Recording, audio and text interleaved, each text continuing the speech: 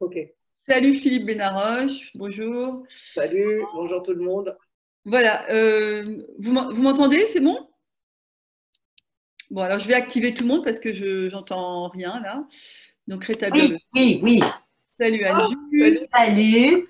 Voilà, bonjour Yoav. Bonjour tout le monde. Bonjour Daniel Meyer, Fred Collin. Hop, Fred, voilà. L'iPhone de Nicole. Bonjour. Voilà, bonjour. Bonjour. Si je rétablis le tout le monde, mais ça ne va pas durer. Salut tout le monde. Salut Goldo. Goldo, c'est pas moi? Bonjour tout le monde. Je me suis déguisée en Goldo, regarde. Ça ressemble, hein? Salut Anju. Anju, je vais te. Tu me coupes le micro? Salut Anju. Salut Jojo. Ça va ma chérie? Ça va, tout va bien. Et moi, je vois qui partie. Attends, je vais voir. Salut Philippe. Attends, Salut Eric. Ah ouais, non, mais si ça devient une réunion de copains, ça ne le fait pas là. Hein. Il n'y a que de la famille, c'est pas possible. Ah oui. Ça va pas du tout. Salut Eric. Salut. C'est vachement sympa d'avoir rompu ce confinement. Hein. Ah bah ouais. Vous êtes tous. salut Goldo. Mais vous êtes tous dehors, hein. Incroyable. Hein. Attends, on va te montrer. Comptade. Ah oui, Joël va nous. Bonjour Gabriel, est-ce que tu m'entends? C'est Brigitte. Je t'entends très bien, salut Brigitte. Ah ben oui, je vous connais. Voilà. Je vous fais un petit truc de la synagogue. Waouh. C'est beau. Il n'y a personne. Salut Jacques, Il n'y a personne. Incroyable. Nobody. Salut Isabelle. On va faire taire, hein, là ça va pas le faire. Hein. Voilà. Ah, mais on ne sait jamais. Allez, je tourne alors. Quelqu'un qui m'entend là? Oui, j'entends à peu près tout le monde. Hein. Bon, très bien. Bonjour. Là, je bois mon cocktail là. Ah, salut André. Salut André. Alors, je croyais que c'était. Salut Eric Gataf. Salut Joël. Bon, alors c'est magnifique ces comptades, il n'y a rien à dire. Hein. Ah ouais. Bah, vous allez nous manquer, hein? Oui, et ouais. On sortira tout seul. Ah, bonjour Hippomée. Salut Brigitte. Bonjour. Bonjour. Ça va? Tu me vois? Non, je pense pas. Oui, je te vois. Oh, je me suis lavé les cheveux, alors c'est en train de sécher. Et tu me vois? Mais oui, on te voit bien. Ben oui, on te voit bien. C'est marrant de vous voir tous en petites vignettes, hein. C'est incroyable. Hein. C'est dingue, hein? Bah, oui. Et Gabriel, on ne t'entend pas. Bonjour. Oui, on n'entend pas Gabriel. Il faut que. Voilà. Voilà. C'est Là, bon, c'est merci bon. Yoav. Ok, merci Yoav, super. J'ai coupé le son de tout le monde parce que vu que tout le monde se connaît à peu près, sinon ça fait trop de private joke et de conversations privées. Alors, par contre, il faut que je puisse continuer à entendre Eric. Eric, tu m'entends? Oui, je t'entends. Ok, et toi, on t'entend aussi, donc c'est très bien. Voilà, alors je vais te mettre en grand. Tu vois, Moi, je peux rester en vignette, hein, ça ne me dérange pas. Non, ça ne. Non, voilà. Donc il y a Yoav Brossagno qui est le dirigeant patrimoine et culture le responsable patrimoine et culture du consistoire israélite, qui est avec nous là-haut. Et je le remercie d'être là parce que voilà, en même temps, d'abord ça l'intéresse, j'imagine, et puis il nous est bien utile si jamais il voit que ça se passe pas comme il faut. Voilà. Donc donc tout le monde m'entend là. C'est bon? On peut faites-moi comme ça. Ouais, ok, parfait. Donc, d'abord, bienvenue à tous. Je suis ravie vraiment d'animer cette rencontre et d'avoir l'occasion d'interviewer Eric Nataf, qu'on n'entend pas assez et que je n'ai pas assez interviewé, en fait, je vais vous dire franchement, parce qu'il vient régulièrement au Salon du Livre de la Vizzo et puis et plein de fois, je me dis, purée, on aurait dû l'interviewer et puis ça ne se fait pas pour des tas de raisons. Donc, je suis bien contente de le faire là parce qu'il a toujours plein de choses à dire. Et on est 26 participants à 16h04 et c'est vachement bien. Voilà. Donc, sachant qu'il y a encore des gens qui peuvent venir. Donc, on va rentrer dans le vif du sujet. Pourquoi est-ce que ça fait depuis cette épidémie où on est tous confinés à la maison, où on ne parle que de virus, alors que jusqu'à présent, les virus, on n'en parlait quasiment pas, sauf pour dire, tiens, j'ai la grippe, j'ai le virus. Et là, on ne parle plus que de ça. Et du coup, moi, j'ai du coup, on n'arrête pas. Tiens, voilà, je vais me mettre en grand, juste le temps de la présentation d'Eric. Et après, on passera à Eric. Voilà ce que Eric a écrit il y a en 2004. Donc en 2004, donc ça fait un bail, ça fait 16 ans, Eric a écrit Autobiographie d'un virus. Et je ne résiste pas au plaisir de vous lire le début du livre, puisque ce livre résonne totalement avec ce qu'on vit actuellement. C'est à ça qu'on voit la puissance de la littérature et l'importance surtout des écrivains, et donc de Éric Nataf. Éric Nataf, longue vie à toi. Parce que, en fait, ce qu'il a écrit et ce qu'il a décrit, ce qu'il a imaginé, c'est à peu près ce qu'on est en train de vivre aujourd'hui. Et ça, c'est quand même la signature, on va dire, d'un vrai écrivain et d'une imagination, en tous les cas, qui précède la réalité. Et je ne dis pas ça pour te faire plaisir. Mais il se trouve que ça va te faire plaisir, tant mieux. Voilà. Donc, tu es toujours là, Eric? Ouais. Oui, non, mais j'écoute, tu es troublée à la limite et ça me fait vachement plaisir. Et puis, voilà. Oui, c'est surtout... Je suis très gênée d'avoir écrit des choses que moi, je pensais faire partie de la science-fiction. Et malheureusement, je vois que c'est en train d'arriver, quoi. Et je ne pensais pas que ça arriverait. Je pensais que ça resterait du domaine de l'imaginaire, mais bon. Donc, Autobiographie d'un virus de Éric Nataf chez Odile Jacob. Je vous lis le début où donc c'est l'esprit qui parle. L'esprit, c'est le virus. Hein, on est d'accord, Éric, hein? Oui, tout à fait. Donc, c'est le virus qui parle. Nous sommes primitifs. Nous sommes anciens. Nous étions là avant vous. Nous vous survivrons. Nous ne sommes pas vivants. Nous ne sommes pas morts non plus. Nous nous situons entre deux rives, installées là, au confluent de l'inerte et de l'animé. C'est vrai, nous hésitons à choisir notre camp. Même lorsque notre engagement paraît total, nous ne nous prononçons pas. Nous sommes simples, très simples. Nous n'avons pas d'avant, pas d'arrière, pas d'endroit, pas d'envers. Sous tous les angles, nous sommes les mêmes désespérément semblables, identiques jusqu'à la nausée, jusqu'au non-sens. Tant de monotonie pourrait inspirer l'indifférence. Nous pourrions même passer pour des innocents. Mais que nul ne s'y trompe, nous sommes des prédateurs. Nous savons comment semer la mort et le chaos, ça et là, au gré de nos rencontres. Alors, c'est assez incroyable.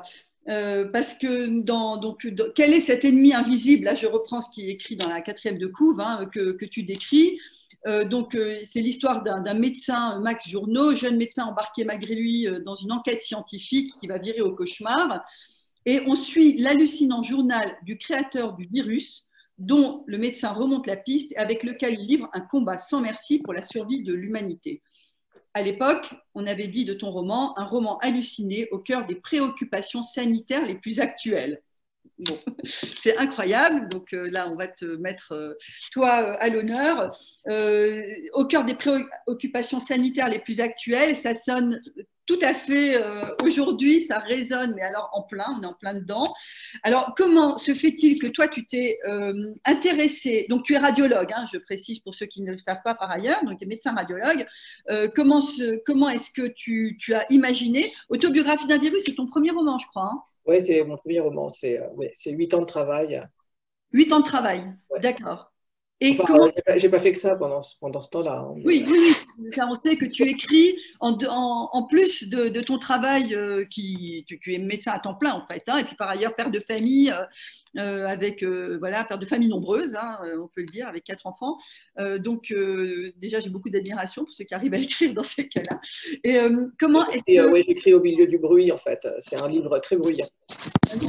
Bon, mais comment est-ce que tu es parti? Comment est-ce que le virus, en fait, ce que c'est un virus, comment cet univers t'a inspiré? En quoi est-ce qu'il a été un terreau romanesque pour toi?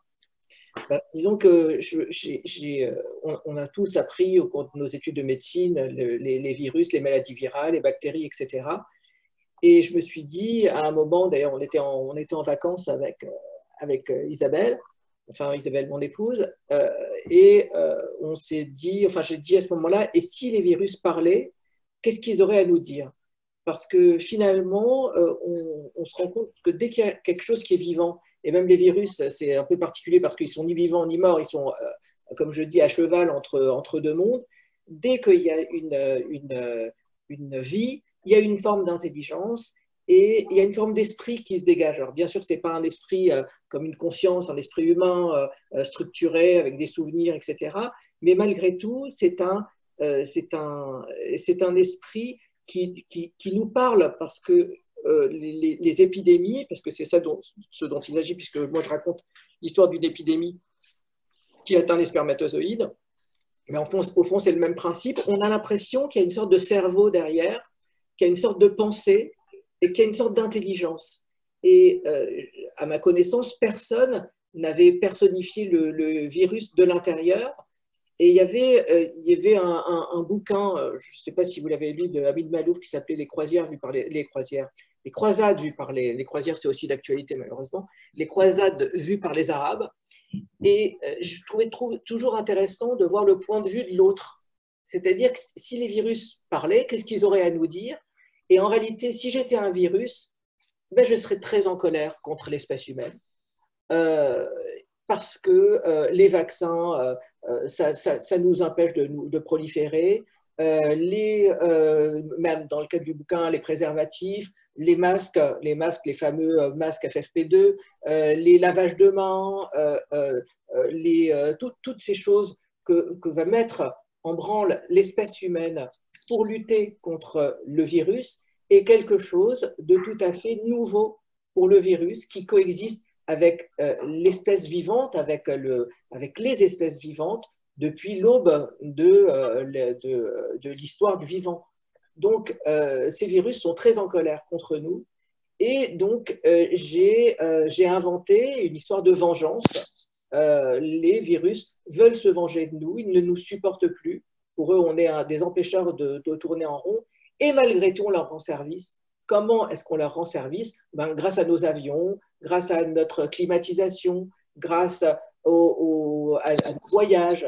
Donc, les virus se trouvent face à un réservoir de virus, en quelque sorte, qui est l'espèce humaine, qui est extraordinaire, parce qu'elle pullule, elle devient de plus en plus nombreuse, et elle se dématérialise en de nombreuses cibles à atteindre. Et ça, je voulais le faire sentir en disant finalement que ces virus, en même temps, ils ont toute raison de nous haïr, ou en tout cas de nous considérer comme des prédateurs. C'est quand même le monde à l'envers. Et d'un autre côté, ils profitent de notre technologie, ils profitent de nos avions, ils profitent de nos bateaux, ils profitent de nos voitures, ils profitent de nos loisirs, comme on voit dans cette période de confinement. La seule chose dont on a l'impression, c'est que chacun de nous est un virus mobile.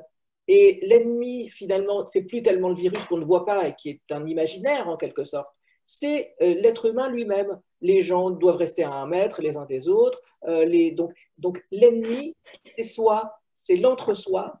Et ce que le virus arrive à casser, c'est notre vie sociale, en réalité, parce que c'est le seul moyen d'éviter sa propagation, sa dissémination. Alors, il y a un côté, je sais pas, anthropomorphisme. Hein. Tu prêtes au virus les mêmes qualités que des qualités humaines, en fait, une intelligence humaine. C'est peut-être ce qui fait que c'est un combat d'égal à égal. Or, est-ce que le combat est d'égal à égal contre un virus? On le voit là, parce qu'il a l'avantage on le voit avec ce qui se passe aujourd'hui, il a l'avantage de la nouveauté. Oui, alors, aussi… La surprise, c'est de la surprise, quoi, surtout. Alors, il a la surprise, en fait, mais c'est un petit peu comme dans mon roman, en réalité. Dans mon roman, je ne vais pas spoiler, comme on dit, il y a un réservoir de virus. C'est-à-dire, le virus, il vient également d'un animal, et ce virus, ce Covid, pose le problème. On pourrait même dire que c'est quasiment un problème biblique de la différence entre le domestique et le sauvage.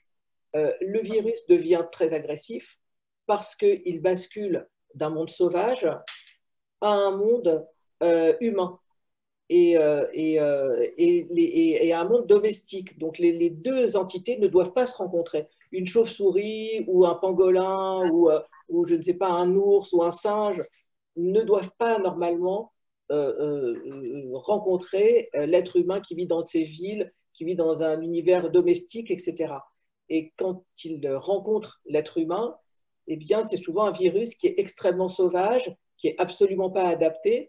Et il faut s'imaginer que le virus bien qu'il soit prédateur, n'a aucun intérêt à nous tuer.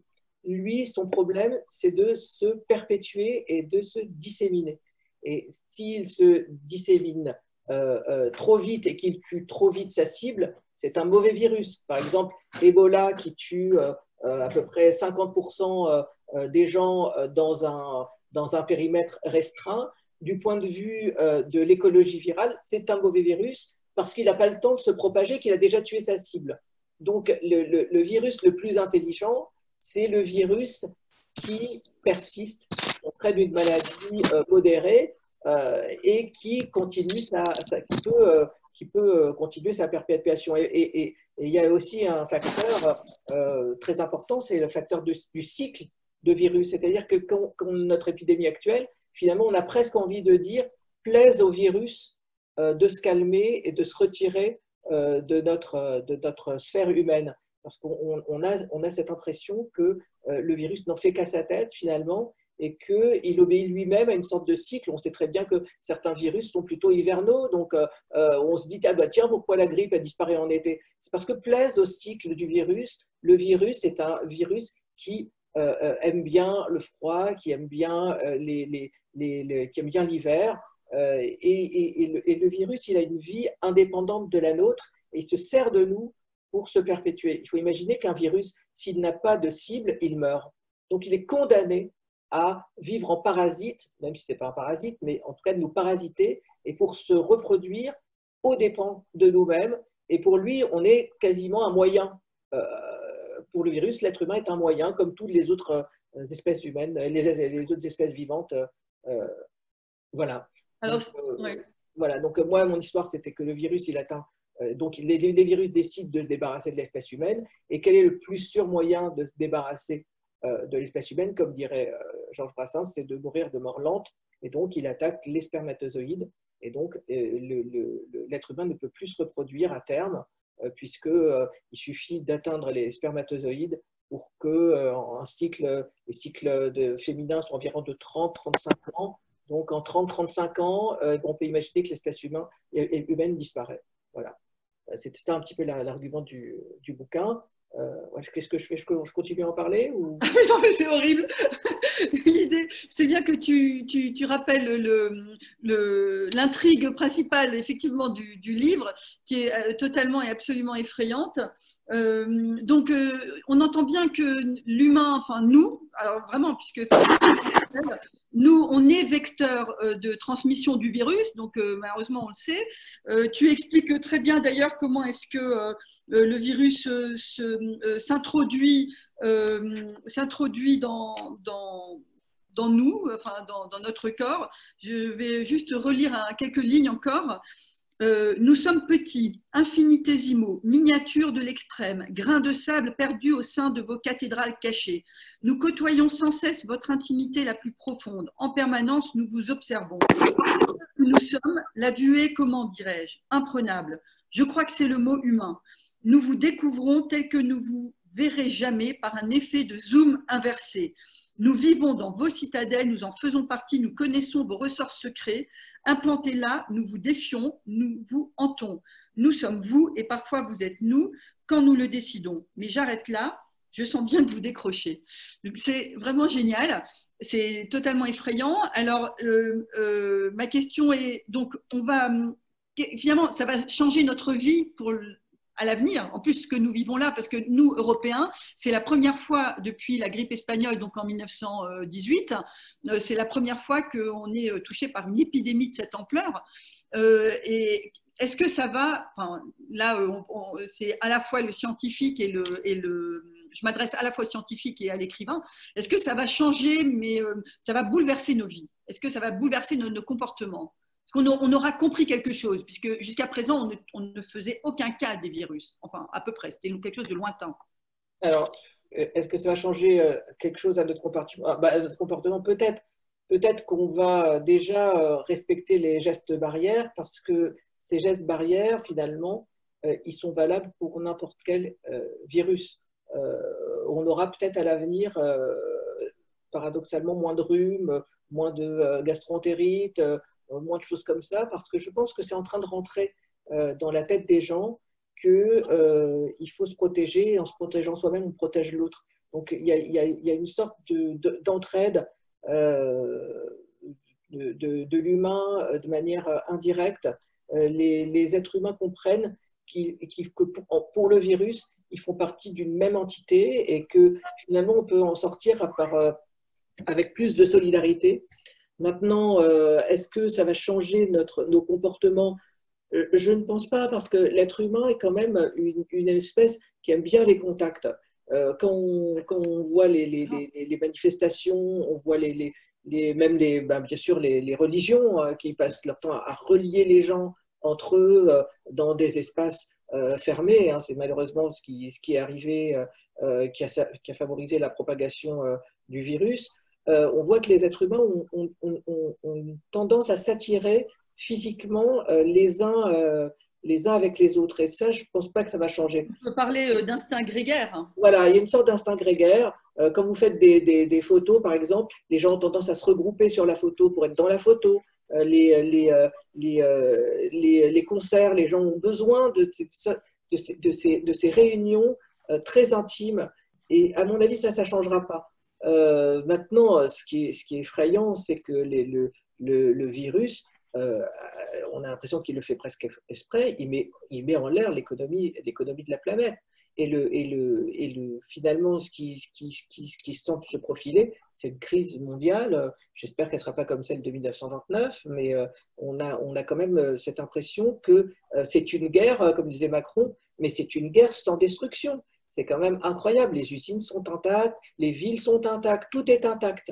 Et malgré tout, tout est extrêmement fragile. Et je crois aussi que ça, c'est un enseignement de cette épidémie, c'est de démontrer à quel point l'humanité est fragile, c'est-à-dire que tout ce qu'on pense, tout ce qu'on fait comme projet, on n'a pas l'idée que tout puisse s'écrouler à cause d'une petite bestiole qui fait quelques microns. Ça, je crois que c'est quand même un élément nouveau. On n'avait pas cette notion. Alors, c'est vrai qu'il y a toujours eu des épidémies. L'épidémie de la peste en 1300 et quelques a quand même décimé un tiers de la population mondiale. Enfin, c'est un truc monstrueux. La variole a décimé les Aztèques, tous les Indiens d'Amérique. Donc l'être humain a l'habitude de côtoyer de temps en temps des trucs monstrueux, des épidémies monstrueuses. Mais là, il semblerait qu'il a perdu la mémoire. Et il y a quand même alors, il n'y a pas que un bouquin comme le mien qui est un peu prophétique, mais il y a quand même beaucoup de gens, en particulier dans les services secrets, à la CIA, etc., qui ont fait des projections sur qu'est-ce qui pourrait se passer si une grosse épidémie atteignait l'espèce humaine. Ça fait partie des cartons, c'était dans les cartons cette histoire de grosse épidémie, mais on ne pensait pas, même l'épidémie de grippe qu'on pensait être monstrueuse dans les années 2007-2008, on avait acheté des masques et tout ça, et puis finalement il ne s'était rien passé. Donc l'humanité se pensait un peu invulnérable, et là elle montre sa faiblesse, et puis en même temps, c'est merveilleux parce que l'être humain, il est capable d'entraide, il est capable d'organisation. On voit en France toutes ces réas avec ces lits de réas qui sont créés de nulle part, ces TGV qui transportent des patients. Il y a quand même aussi des motifs d'espérance. C'est que l'humain se bat, il a l'intelligence, il a la conscience pour comprendre ce qui lui arrive. Alors que si c'était une simple espèce animale, il se contenterait de mourir sans répliquer à l'attaque. Merci pour ces paroles et cette réaction positive, parce qu'on entend tellement et moi ça m'exaspère personnellement, on entend tellement de réactions scandalisées contre la prise en charge du virus, etc. Donc il y a une association là qui veut porter plainte à tous les niveaux. Enfin, il y a plusieurs personnes, plusieurs associations qui veulent porter plainte pour non-assistance à personne en danger, enfin pour des tas de raisons. Alors que moi, ce qui me semble justement la particularité de cette guerre sans destruction, comme tu le dis très bien, c'est que on apprend, les scientifiques, ceux qui nous gouvernent, apprennent au fur et à mesure, en fait. Ils apprennent au jour le jour, c'est-à-dire il y a un effet de surprise maximale. Je veux dire, demain, on serait attaqué par, je sais pas, par les Russes, au hasard, évidemment. Non. Le virus, mais on aurait une virus. Hein. Exactement, on aurait le virus. Mais non, mais par une armée étrangère, je veux dire, c'est quelque chose de palpable, de compréhensible, enfin, qui fait écho à ce que l'humanité connaît. Mais là, il y a un effet de surprise qui est total. Et donc, il y a enfin, c'est l'impression qu'on a, et donc il y a une obligation de s'adapter vraiment au jour le jour. Alors, est-ce que ça, c'est vraiment le propre de ce combat inégal? Enfin, d'ailleurs, est-ce que c'est un combat inégal? Oui, c'est un combat inégal. Mais non, pas vraiment. Bah, en fait, c'est vrai que l'être humain est en train d'improviser parce qu'on on a beau jeter la pierre sur les gouvernants, c'est quelque chose d'unique. Personne, aucun gouvernement ne peut être préparé à ce qui arrive. Et les gouvernants, bah, on voit bien qu'entre l'économie et le virus, bah, ils ont passé beaucoup de temps à hésiter parce que mettre tout un pays à l'arrêt par rapport à une bestiole qui est quasiment pour la plupart des gens une abstraction parce que on dit oui, les gens ont arrêté le déconfinement, ils ont commencé à sortir, c'est pas bien, etc. Mais il faut imaginer quand même que c'est quand même une abstraction ce virus, c'est-à-dire que c'est dès lors qu'on est malade que ça devient quelque chose d'extrêmement concret. Mais sinon, on sort dans la rue, il fait beau, tout le monde est content, et malgré tout, le danger rôde. Et l'extérieur est devenu un danger alors que c'est complètement contre-intuitif en réalité. On met du temps à intégrer une histoire pareille. Ouais. Voilà. Non, tout à fait. Tout à fait. On a beaucoup parlé au début du confinement de la sidération générale. Hein, les gens ont eu un effet de sidération qui fait qu'on a eu beaucoup de mal à se concentrer, à faire des choses sur une longue période, enfin à garder son esprit concentré. Et effectivement, en ça, c'est très très nouveau, mais finalement, on s'y habitue en fait, non? On s'y habitue. Bah, disons que le confinement, finalement, oui, peut-être qu'on s'y habitue. Moi, j'ai quand même l'impression que le réveil va être. Alors, il va être extraordinaire parce qu'il y aura un formidable appétit de vivre, oui. Parce qu'il y a quand même beaucoup de frustrations qui ont été accumulées. On peut imaginer un phénomène de type 30 glorieuses, c'est-à-dire les gens sont tellement contents, ils ont pris goût à la vie, ils ont compris ce qui était véritablement où les gens se sortent et puis sont totalement terrorisés par les conséquences économiques et je ne sais pas, on ne peut pas savoir en fait. Tu vois, lorsque je disais le combat inégal, c'est ce que tu écris à un moment donné, ce que tu fais dire à ton virus. Lorsque le virus, qui est assez humanisé, hein, faut le dire, dans le livre, nous ne souffrons jamais de cette solitude fondamentale si humaine, de cette perception inconsciente que vous avez de votre singularité. Pour nous, l'autre n'est jamais un problème, il n'existe pas.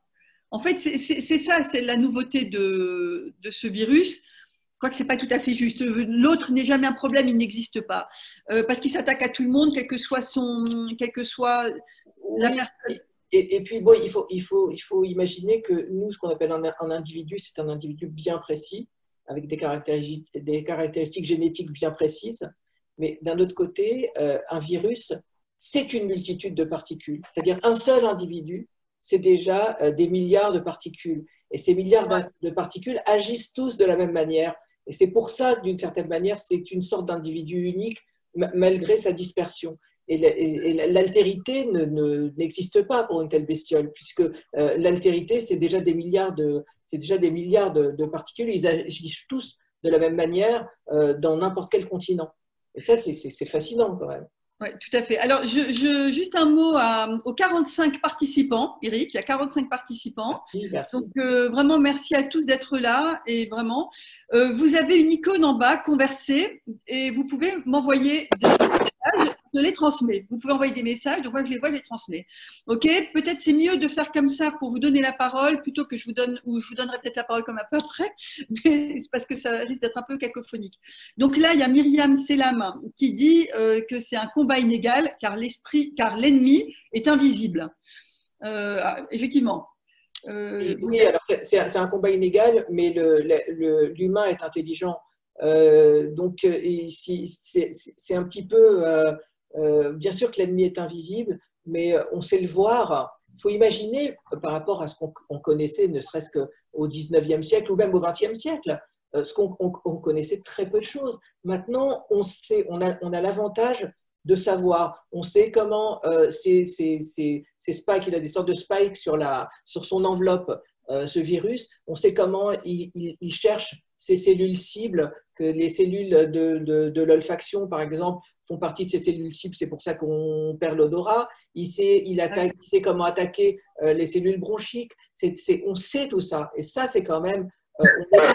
on n'est pas totalement démunis quand même, parce qu'on sait quand même un peu se défendre. Alors, on sait malheureusement, même ça on en a beaucoup parlé dans la presse, que finalement, dans un second temps, ce coronavirus se comporte comme une maladie auto-immune, c'est-à-dire que c'est plus l'individu c'est plus le virus qui va tuer l'individu, mais c'est l'individu lui-même qui se suicide par des réactions inadaptées. Et ces énormes pneumonies qui sont responsables d'insuffisance respiratoire sont une réaction un petit peu comme un rejet de greffe, c'est-à-dire que c'est l'être humain qui se fout en l'air.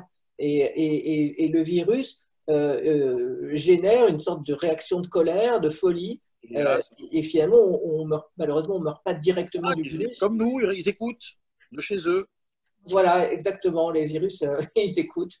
Alors, il y a quelqu'un aussi qui a parlé du masque. Est-ce que c'est ça? Comment? Alors, si quelqu'un veut parler, en fait, vous levez la main ou bien je vous donne la parole. Hop. Bon, ouais, il y a quelqu'un qui veut… Non? Bon, je sais pas. Ouais, si, là, il y a quelqu'un qui veut parler, là. Hop. Rétablir le son. Vous voulez dire quelque chose? Non, c'est monsieur, là. Bon, ça, c'est trop compliqué. Hein. Bon. C'est un peu trop compliqué de… Bon, sinon, en tout cas, tout ça pour dire que c'est l'être humain aussi, par sa réaction au niveau immunologique, qui se détruit. Et ça, c'est une symbolique, malheureusement.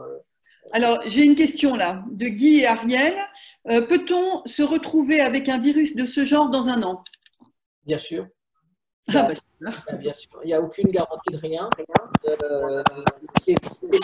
Alors, c'est vrai qu'il faut voir que statistiquement, on a quand même été tranquille, on va dire, depuis 1918. Donc, ça fait un siècle qu'on est tranquille, qu'on n'a pas une énorme pandémie comme ça. Mais ça ne garantit rien.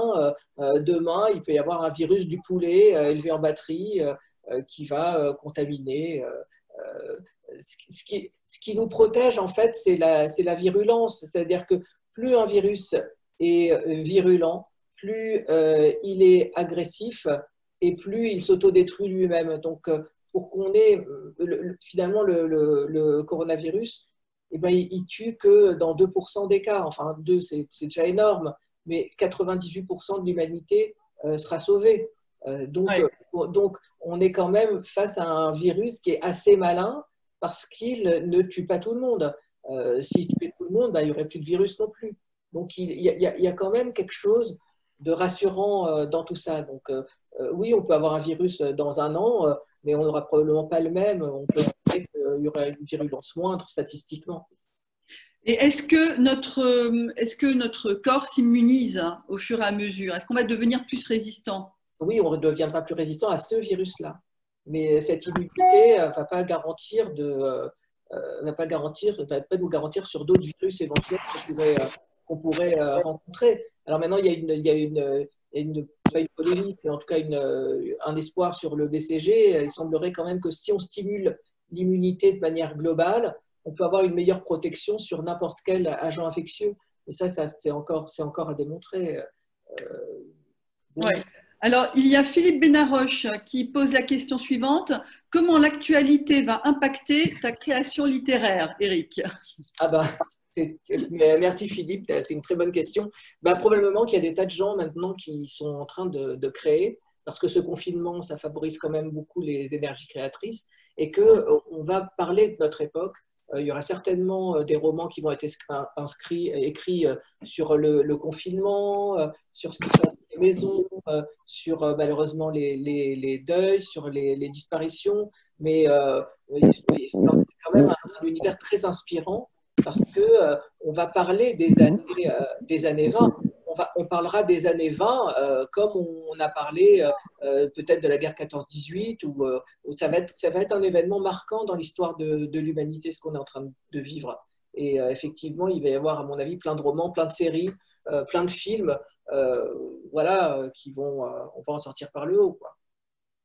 Avec notamment les réactions de solidarité bruyantes et sympathiques à 20h en France, oui. plus ou moins. Nous, ça nous a appris à découvrir nos voisins. Hein. C'est clair qu'il y a une action positive, c'est que il y a de la chaleur humaine, on a l'impression qu'on va s'orienter vers des sociétés plus solidaires, plus fraternelles. Maintenant, bon, il ne faut pas rêver non plus. Hein. On verra. Ouais. Bah, écoute, merci. Alors, est-ce que Autobiographie d'un virus avait été suivie par un autre livre? Oui, alors oui, moi, c'était mon premier, j'en ai écrit 6, et puis là, je suis sur le 7e. Mais en tout cas… tu as quitté après la science-fiction, cette fiction scientifique que moi j'avais particulièrement aimée. En fait, après, tu t'en es écarté. Alors, pas tant que ça. Le deuxième thriller, c'était un thriller sur l'homéopathie, justement, encore des sujets d'actualité, où un homéopathe devenait un serial killer et décidait de tuer les gens en fonction de leur profil homéopathique. C'est quand même un paradoxe, puisque c'est quand même une des substances qu'on utilise à dose infinitésimale. Oui, où on voit que le infinitésimal t'intéresse. Voilà. Toujours dans l'infiniment petit. Quoique le dernier, là, le fils caché de la Lune, c'était quand même… oui, c'est aussi sur un défi de l'humanité. À quoi on ressemblerait si on était élevé sur une autre planète? Alors voilà ce que je voulais te demander. C'est à quoi tu as pensé lorsque l'épidémie du coronavirus est apparue, lorsqu'on a commencé à en parler? Est-ce que quand on en parlait en Chine, et donc au début on n'en parlait pas encore beaucoup en France, mais un tout petit peu, toi tu as tout de suite percuté, tu t'es dit ça y est. Quelle a été ta réaction? Ben, en fait, moi, j'ai pas pensé à mon bouquin en vérité. J'ai vraiment pensé à ce danger pour l'humanité qui était en train d'apparaître. Mais j'ai pas… pendant longtemps, je me suis pris pour un virus, hein, c'est vrai. Mais après… Moi, je pensais pas que ça allait… Je pensais pas qu'il allait y avoir un truc comme ça. Je pensais que ça allait s'arrêter, que ça resterait confiné en Chine. Mais c'est un virus qui est d'une teneur tout à fait particulière. Donc, lorsque tu dis que ça a été 8 ans de travail, ok, il y a le travail d'écriture, il y a eu beaucoup de travail de recherche aussi pour ton livre. Oui, énormément de travail de recherche. J'ai relu des tas de livres de microbiologie, j'ai lu des livres d'épidémiologie, j'ai lu des livres de sociologie, parce que ça m'intéressait aussi la manière qu'aurait l'humanité de se comporter face à une grosse épidémie. Ça, c'est quand même très intéressant. Alors, il y avait moi, dans mon livre, il y a des manifestations pour le sperme libre, il y a des tas il y a des forums, il y a des discussions, on voit que l'humanité s'interroge et que finalement, il y a un peu l'effet du jogger qui sort pour aller courir, c'est-à-dire que l'humanité a besoin d'insouciance et finalement, dans un second temps, eh ben, elle apprend à vivre avec ce virus et, entre guillemets, à passer outre. Elle s'adapte. Elle est quand même malade, mais l'envie de vivre est la plus forte. J'avais déjà, moi, mis… il faut des lois, il faut bien 200 € d'amende, voire plus, pour que les gens restent chez eux, parce que l'envie de vivre est quand même la plus forte. Oui, il faut une contrainte très forte. Alors, moi, il y a une chose, peut-être pour un peu terminer là-dessus, je rappelle aux gens, aux participants, aux 44 participants, que vous pouvez écrire en bas sur la petite icône converser et vous cliquez dessus et puis vous pouvez m'envoyer un message et voilà. Alors, j'ai le docteur, là, Philippe Benaroche, qui m'envoie « Et l'amour au temps du coronavirus ». Eh bien, on aura peut-être un baby boom, je ne sais pas. Ou un divorce boom, je ne sais pas ce qui va se passer. Mais en tout cas, il y aura probablement une poussée de la natalité dans 9 mois. Alors, oui, sa question est un peu plus précise par ailleurs. Comment découvrir l'autre en se protégeant du sida, du corona et des virus à venir avec une corona? L'essentiel se fera par Zoom. Comment redécouvrir l'altérité en temps de confinement et de protection? Ouais, ça, c'est vrai qu'avec les masques, c'est difficile de s'embrasser. Bon, on verra. Alors, donc, qu'est-ce qu'on disait juste avant? Oui, enfin sur l'envie de vivre des gens. Oui, moi tu parlais des joggers, c'était une de mes questions, c'est pourquoi est-ce que le jogging a focalisé beaucoup de haine en l'occurrence et de colère de la part de gens qui ne courent pas, j'imagine. Hein. Oui, parce que le jogger, c'est l'exemple c'est quelqu'un qui est libre, je pense, et qui est libre et en même temps qui souffle et qui sue.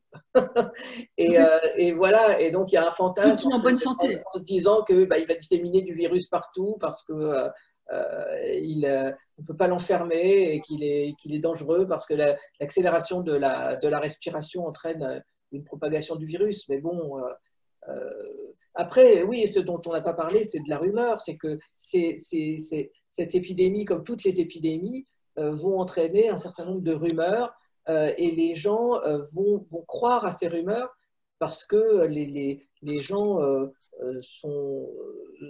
Bon, déjà, il y a la théorie du complot, d'ailleurs, c'est très, très désagréable. Moi, j'ai des gens autour de moi qui sont persuadés que quelqu'un a une puissance comme la Chine, quand ce n'est pas Israël d'ailleurs, qui a mis au point ce virus pour punir l'humanité, du délire à l'état pur, et les gens vont chercher des preuves à leur délire. Et ça, c'est quelque chose qui est absolument effroyable, c'est de voir qu'il y a 20% ou 25% des gens qui pensent de manière totalement tordue. Et ça fait peur. Voilà, ça c'était déjà, d'ailleurs, dans mon livre, j'en parlais aussi de cette espèce de psychose qui s'abat sur la planète et puis il y a des peurs millénaristes qui ressortent, qui réémergent. Voilà. Ouais. Pourquoi, il y a quelqu'un aussi qui demande pourquoi le virus touche plus les hommes? Alors, oui, c'est une excellente question. D'abord, on n'en sait rien, mais en fait, on a quand même l'impression que ces virus apprécient l'obésité, par exemple. Ouais. Et on a beaucoup de gens obèses parmi les malades, parce que apparemment, ce sont des gens qui auraient une moins bonne immunité, avec des facteurs de risque comme l'hypertension artérielle et le diabète. Oui, parce que je suis en train de regarder le café littéraire de ta belle-sœur. Ah, là, c'est qui parle, là? Oui. Je sais pas. Oui, il est venu chez moi. Enfin, il m'a mis Zoom. Bonjour. Bonjour, on vous entend là. Hein. Ah bon? Vous êtes qui? Que je vous arrête? Mais je ne sais pas, je ne vous vois plus, moi. Je ne vois plus. Vous cliquez sur l'image d'Éric Nataf. Vous êtes qui? C'est Mireille Rosner. Ah, Mireille. Donc, c'est alors, moi j'ai une question justement à poser, j'en profite. Pourquoi on parle tout le temps de la peste de Camus, du Hussard sur le toit et d'autres livres, et on ne parle jamais du livre d'Éric Nataf que je ne connaissais pas? Eh ben, parce que bon, d'abord on en parle quand même, mais bon, on peut pas connaître on peut pas avoir lu tous les livres et parler de tous les livres, et c'est comme ça. Après, ça c'est d'autres facteurs. Tout le monde parle, mais je ne sais pas les différentes radios, je sais pas, France Culture, France Info, France Inter. Je suis passée sur pas mal de médias. C'est un livre qui a eu des prix littéraires. Ah bon? Et bon, après, voilà, il aurait certainement, il mérite certainement de plus marcher, c'est sûr, mais en tout cas, c'est un livre qui a quand même marché. Ah oui, qui a marché en son temps, Mireille. Et qui redécolle sur les ventes. Là, je vois les ventes en ligne, ça redécolle bizarrement et l'éditeur le remet en avant. Voilà. Voilà, bah oui. Un jour, on en tirera un fil. Et pour cause. Et pour cause. Merci beaucoup, Eric Nataf. Merci beaucoup de m'avoir invité. J'espère que ça allait. De rien, c'était super. Est-ce que quelqu'un veut encore dire quelque chose? Alors, il y a Aude qui dit, est-ce que parce que… Ah oui, qui se dit que c'est peut-être parce que Giono et Camus sont morts. Je crois que c'était ironique, Aude, n'est-ce pas? Effectivement. Et donc, bon, je peux pas donner la parole à tout le monde en actionnant… Enfin, si, remarque, on peut…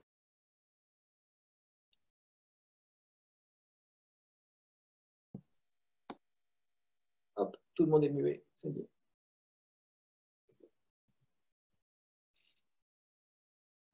On ne t'attend pas. Il faut que tu actives le son chez toi. C'est ce que j'ai fait, voilà. Allô? Voilà, tout le monde peut s'exprimer. Merci. Allô? Eric? Non. Oui, je suis là. Yoav, j'ai fait quelque chose qu'il ne fallait pas? Toi et moi, nous sommes actifs, mais pas les autres. Alors, comment est-ce que je fais pour les rendre actifs? Il faut que j'aille sur l'iPad, l'icône de chacun, non? Non, tu peux aller… Je peux faire tout d'un coup, parce que sinon… Si, je crois qu'on est actif. On est actif. Nous, on est là, mais on se tait. Ah bon, d'accord. Alors, tu t'appelles Anne-Sophie, en tout cas. Tu as changé de nom, apparemment. Oui. Oui, c'est le nom de la responsable informatique. Donc, moi, c'est Gabrielle, en fait. Hein. Oui, c'est vrai, Anne-Sophie. Il faudrait peut-être mettre Gabrielle Rosner quand même. On va changer ça. Ah, on va changer, oui. Parce que, oui, je ne suis pas Anne-Sophie. Non, mais écoute, c'était hyper intéressant. Merci en tout cas. Je suis ravie vraiment de t'avoir donné l'occasion de reparler de Autobiographie d'un virus paru aux éditions Odile Jacob et qui est paru il y a en 2004, c'est ça? Voilà, exactement, ouais, il y a 16 ans. Ouais. Ah oui, c'était vraiment bravo. Bon, il y a plein de gens, merci beaucoup, je vais l'acheter. Bravo, très belle intervention, papa. Est-ce qu'il serait possible de trouver un vaccin universel? Non, les vaccins sont toujours orientés vers un péril particulier, un virus particulier. On ne sait pas actuellement faire de vaccin universel, mais on sait peut-être, justement avec cette sorte de BCG, peut-être qu'il y aura des pistes pour renforcer l'immunité de manière globale. Ça ne sera pas du cousu humain, mais enfin en tout cas, ça sera une sorte de vaccin prêt-à-porter. Un vaccin prêt-à-porter? Oui, c'est-à-dire un vaccin qui a une sorte de couverture universelle. On ne sait pas, par exemple, si renforcer l'immunité sur un virus va entraîner une protection sur les autres virus. Il semblerait quand même qu'il y a une sorte de petit cousinage. Il faudrait demander vraiment à un virologue ou à un spécialiste du vaccin. Ok, je continue les remerciements. Igal Saba, bravo Eric. Merci Eric. Anne-Judith Lévy, mille merci Eric, ce bouquin est génial. Précipitez-vous dans les librairies indépendantes en ligne pour l'acheter de préférence et pas sur Amazon. Merci Anju. Voilà, Fred Collin, merci beaucoup à vous deux. Cathy, merci Eric, très intéressant. Bravo papa de ta fille. Voilà, bon, écoute, c'était super. Merci beaucoup. Merci beaucoup en tout cas. Et c'était vraiment, voilà, c'est une super, bravo Gabriel, bravo pour cette initiative. Hein. Écoute, merci beaucoup et bravo au Consistoire et à Yoav Rossano pour cette initiative, à Olivier Samuel qui m'a lancé en premier en me bousculant un peu finalement parce que c'est quand même un peu de boulot de faire ça et que finalement on s'habitue à la douce torpeur. Pardon? C'est super, tout le monde est content. Écoute, ouais, manifestement, donc tant mieux. Et on continuera avec un invité lundi prochain, voilà. Pour ceux que ça intéresse, enfin j'espère, hein. Lundi prochain à 4 h avec ce livre, objet, là on va changer de sujet, objet transmissionnel. Les liens familiaux à la Shoah, donc sur les objets transmissionnels. C'est aussi très intéressant, mais là, on change complètement d'univers, on va sortir du virus. Voilà. Merci beaucoup, Eric Nataf. Et à bientôt. Merci à tous. Merci, c'était super sympa. Merci beaucoup. Merci beaucoup. Ciao, ciao. Merci Gabriel. De rien. Merci à vous. Ciao. Hop. Voilà. Écoute, Yoav, il est où, Yoav? Merci, Isabelle. Allez, je vous active tous là. Voilà. Isabelle, Brigitte. Ouais. Hop. Isabelle, Daniel. Hop, bravo, Gabriel. Merci Laurent. Écoute, c'était chouette, hein? Comment si c'était chouette? Tout le monde a été ravi. Ouais, écoute, c'était. Je crois que tu es bien dans ton rôle, là. Ouais, tu trouves que ça te. Bon, bah écoute, merci. Ouais. Félicitations. Merci beaucoup. Merci beaucoup. Mais bon, ça s'est bien passé. Je suis contente. Et, tout le monde a pu communiquer. Il suffit de communiquer. Il suffit de communiquer. Oui. Bah oui, c'était pas évident pour la première fois parce que je savais pas non plus comment ça allait. Comment ça allait être, enfin techniquement, comment ça allait se passer, quoi. Donc voilà, donc c'est bien. Voilà. Tu t'es très bien débrouillé avec l'aide de Yoav, ça c'était parfait. Ouais, c'était très bien. Bah écoute, merci à toi aussi, merci à vous tous, et puis voilà, et bonne fête à tous, hein. Voilà. Bonne fête, Samia. Allez, Samia, ciao, ciao. Et restez chez vous. Hein, ouais, ce que tu vois, ouais. Oui, moi je suis chez moi là. Allez, à bientôt, hein.